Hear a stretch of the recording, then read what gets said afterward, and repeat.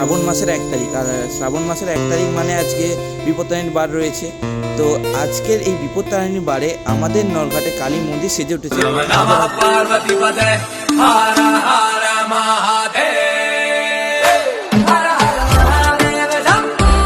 तुमसे बड़ा वक्त मेरा शायद ही कोई हो नंदन। तुम मेरे सबसे प्रिय हो।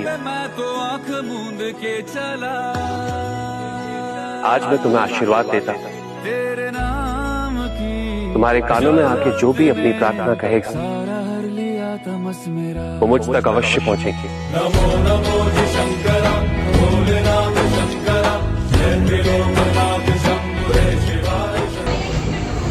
पवित्रो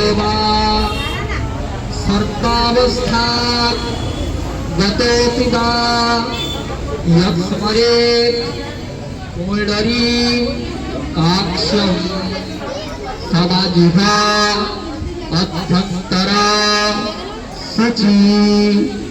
नमो नमस्ते गुरवे तस्मै इष्टदेव स्वरूपिणी यस्य वाक मृतमहत्ते तेषां सतसार संघतम्।